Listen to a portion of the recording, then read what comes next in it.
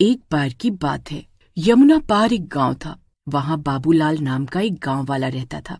फिर एक दिन उसकी शादी सुनीता से होती है। बाबूलाल बहुत खुश था क्योंकि उसे दहेज में मोटरसाइकिल मिलती है। वाह वाह, मेरी तो लॉटरी लग गई। अरे नहीं नहीं, मोटरसाइकिल मिल गई। मेरे खड़ूस बाप ने तो मुझे दिलवाई नहीं। अरे कम से कम मेरे ससुर ने तो मेरे दिल की आवाज सुन ली। अरे वाह वाह, ससुर जी आपकी जय हो, जय हो। फिर सुनीता उसे खिड़की पर खड़ी देख रही होती है। अजी, रात के 12 बज गए हैं, अब अंदर भी आ जाइए। मोटरसाइकिल को ही चमकाते रहेंगे या मेरी तरफ भी ध्यान देंगे? आज हमारी शादी की पहली रात है जी, अंदर आइए ना, मैं कब से आपका इंतजार कर रही हूँ। हाँ हाँ भाग्यवान, अरे अभी आया। बाबूलाल बहुत खुश था, लेकिन उसे क्या पता था कि उस रात उसकी जिंदगी बदलने वाली है। फिर बाबूलाल घर के अंदर चला जाता है। वहीं पास के जंगल से एक तांत्रिक गुजर रहा होता है। उसके हाथ में एक लोटा होता है। उस लोटे के अंदर उसने एक चुड़ैल को पिछले 20 सालों से कैद किया होता है। तभी उस तांत्रिक का पैर एक पत्थर से टकराता है और वो लोटा उसके हाथ से नीचे गिर जाता है और टूट जाता है। तभी वो चुड़ैल आजाद हो जाती है। अरे नहीं, यह मैंने क्या कर दिया? हे भगवान, अब क्या होगा? तभी वो तांत्रिक डर के मारे वहां से भाग जाता है। आखिरकार मैं आजाद हो ही गई। तभी वहां से एक मोटरसाइकिल वाला गुजरता है। चुड़ैल को सामने खड़ा देखकर वो डर जाता है और उसकी मोटरसाइकिल पेड़ से टकरा जाती है। अरे ये चुड़ैल कहाँ से आ गई? उस चुड़ैल को देखकर वो गांव वाला अपनी मोटरसाइकिल वहीं छोड़कर भाग जाता है। अरे रुक, भागता कहाँ है? मुझे बहुत प्यास लगी है। तेरा खून पीकर मैं अपनी प्यास बुझाऊंगी। रुक डरपोक। फिर वो गांव वाला भागता हुआ जंगल की ओर चला जाता है। अरे ये भी गया। मुझे बहुत प्यास लगी है, अब मैं अपनी प्यास कैसे बुझाऊं? तभी चुड़ैल को मोटरसाइकिल से गिरे हुए पेट्रोल की खुशबू आकर्षित करने लगती है। अरे वाह, कितनी प्यारी खुशबू है। ये क्या चीज है? फिर चुड़ैल नीचे मुंह करके जमीन पर पड़ा हुआ पेट्रोल चाटने लगती है। इसका स्वाद तो खून से भी अच्छा है। ये क्या चीज है? जो भी है बहुत बढ़िया है। फिर चुड़ैल मोटरसाइकिल की टंकी का पूरा पेट्रोल पी जाती है। मजा आ गया। फिर चुड़ैल और ज्यादा पेट्रोल की तलाश में गांव पहुंच जाती है। गांव में किसी के पास भी कार नहीं होती, बस कुछ चुनिंदा लोगों के पास मोटरसाइकिल होती है। फिर चुड़ैल की नजर बाबूलाल की नई नवेली मोटरसाइकिल पर पड़ती है। फिर वो उसकी मोटरसाइकिल के पास बैठ जाती है और मोटरसाइकिल का पेट्रोल पाइप निकालकर पेट्रोल पीने लगती है। मजा आ गया। फिर चुड़ैल पूरी पेट्रोल की टंकी खत्म करके वहां से आगे बढ़ जाती है। वहीं बाबूलाल अपनी पत्नी के साथ कमरे में बैठा होता है। दहेज में मोटरसाइकिल मिलने की खुशी में वो फूला नहीं समा रहा होता। अरे सुनीता, आज मैं बहुत खुश हूँ। मेरे प्यारे ससुर जी ने मेरा बचपन का सपना पूरा कर दिया। वाह वाह। अजी अब बस भी कीजिए, कितनी खुशी मनाएंगे। अरे सुनीता, मुझे रहा नहीं जा रहा। पता नहीं कब सुबह होगी और कब मैं मोटरसाइकिल को पूरे गांव में घुमाऊंगा। अजी सुबह होने का इंतजार क्यों करना? अगर आप चाहो तो हम अभी घूमने जा सकते हैं। चलिए एक चक्कर लगा कर आते। वाह वाह, अरे तुमने तो मेरी मुंह की बात छीन ली। चलो जल्दी चलो। फिर बाबूलाल और सुनीता खुशी खुशी घर से निकलते हैं और मोटरसाइकिल पर बैठकर गांव में घूमने निकल पड़ते हैं। लेकिन कुछ दूर जाते ही मोटरसाइकिल झटके मारने लगती है। अरे अरे, ये क्या हो गया? ये झटके क्यों मार रही है? अजी आपको मोटरसाइकिल चलानी तो आती है ना, ठीक से चलाइए, ये झटके क्यों मार रहे हैं? तभी मोटरसाइकिल झटके मारते मारते रुक जाती है। अरे अरे, इसे क्या हो गया? फिर बाबूलाल बहुत देर तक कोशिश करता है लेकिन मोटरसाइकिल स्टार्ट नहीं होती।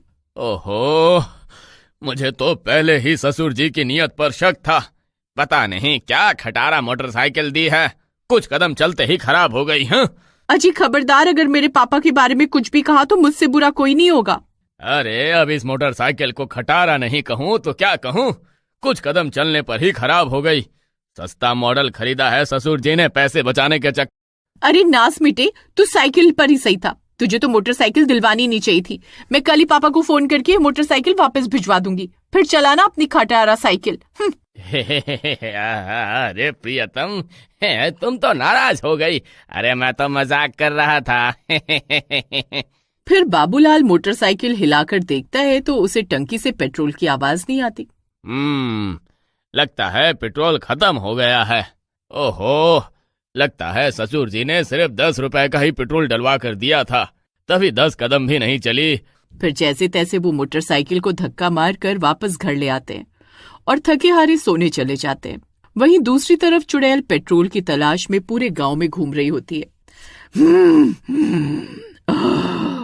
आज तो मजा आ गया, कल फिर आऊंगी। फिर सुबह होने पर बाबूलाल मोटरसाइकिल को जैसे तैसे पेट्रोल पंप पर लेकर जाता है और पेट्रोल टैंक फुल करवाता है और अपने काम पर चला जाता है।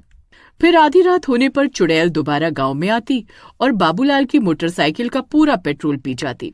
फिर अगले दिन सुबह होने पर बाबूलाल मोटरसाइकिल स्टार्ट करने की बहुत कोशिश करता है, लेकिन वो स्टार्ट नहीं होती। फिर वो मोटरसाइकिल को हिलाकर देखता है। अरे ये क्या, अभी कल ही तो टंकी फुल करवाई थी। अरे इतने जल्दी खाली कैसे हो गई? फिर वो दोबारा पेट्रोल पंप जाता है और पेट्रोल फुल करवाता है। फिर अगले दिन चुड़ैल फिर आती है और पूरा पेट्रोल पी जाती है। फिर रात होने पर सुनीता और बाबूलाल खिड़की से छुपकर मोटरसाइकिल पर नजर रखने लगते हैं। तभी थोड़ी देर में चुड़ैल वहां आती है और मोटरसाइकिल के पास आकर बैठ जाती है और पेट्रोल पीने लगती है। ये देखकर उनकी आंखें फटी की फटी रह जाती हैं। चुड़ैल, अरे ये चुड़ैल कहाँ से आ गई गांव में, और ये पेट्रोल क्यों पी रही है? अरे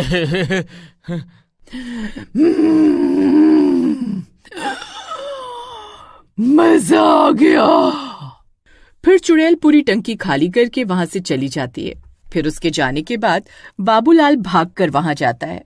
अरे चुड़ैल, तेरा नाश मिटे। अरे मेरा पूरा पेट्रोल पी गई। अरे इतनी मुश्किल से तो मेरे ससुर ने मुझे मोटरसाइकिल दिलवाई है, उस पर भी तेरी काली नजर पड़ गई। फिर पूरे गांव में चुड़ैल की खबर मिल जाती है। सब मोटरसाइकिल वाले चुड़ैल से परेशान हो जाते हैं। अरे भाई, एक तो पेट्रोल 95 रुपए लीटर हो गया है। सरकार इतना महंगा पेट्रोल बेचकर हम गरीबों का खून पी रही है, और ये चुड़ैल हमारा पेट्रोल पी रही है। अरे भाई, मैं तो कहता हूँ मोटरसाइकिल में पेट्रोल डलवाना बंद कर देते हैं। जब उसे पेट्रोल नहीं मिलेगा तो अपने आप गांव छोड़कर चली जाएगी। हाँ, तुम सही कहते हो भाई। आज के बाद कोई भी मोटरसाइकिल में पेट्रोल नहीं डलवाएगा। फिर रात होने पर चुड़ैल वापस गांव में आती है। सब गांव वाले छुप छुप कर चुड़ैल को देख रहे होते हैं। फिर चुड़ैल बारी बारी से हर मोटरसाइकिल के पास जाती और पेट्रोल पीने की कोशिश करती, लेकिन किसी भी मोटरसाइकिल में पेट्रोल न होने की वजह से उससे गुस्सा आ जाता है। फिर वो गांव वालों का दरवाजा खटखटाने लगती है। ए गांव वालों, खोलो दरवाजा, अब मैं तुम्हारा खून पीकर अपनी प्यास बुझाऊंगी। अरे मर गए रे। अरे ये दाव तो हम पर ही उल्टा पड़ गया रे। अरे अब ये नास मिट्टी चुड़ैल तो पेट्रोल की जगह खून पीने की बात कर रही है। अरे अब क्या होगा? अजी आप घबराइए नहीं, मेरे पास एक तरकीब है। फिर सुनीता खिड़की पर जाती है और चुड़ैल से माफी मांगती है। चुड़ैल जी, हमें माफ कर दो, आप आज वापस चली जाओ, कल आपको पेट्रोल मिल जाएगा। ठीक है, मैं जा रही हूँ, लेकिन मैं कल फिर आऊंगी। हे भगवान, अरे ये किस मुसीबत में फंस गए हम। आने दो इस चुड़ैल को कल दोबारा, इसे मजा मैं चखाऊंगी। फिर अगले दिन सुनीता मोटरसाइकिल की टंकी में गंगा जल भर देती है और वो दोनों चुड़ैल के आने का इंतजार करने लगते हैं। फिर आधी रात होते ही चुड़ैल दोबारा पेट्रोल पीने आ जाती है। अच्छा हुआ तू आ गई चुड़ैल, अब तुझे मजा आ जाएगा। फिर चुड़ैल पेट्रोल समझकर गंगा जल पी जाती है। गंगा जल पीते ही उसकी हालत खराब हो जाती है और वो तड़पने लगती है। अरे कमबख्त, तो ये क्या पिला दिया मुझे? ये पेट्रोल नहीं, गंगा जल था। गंगा जल? अरे नहीं। चलो, अब तुम्हारी मुक्ति का समय आ गया है। फिर चुड़ैल जलकर राख हो जाती है और उसे मुक्ति मिल जाती है।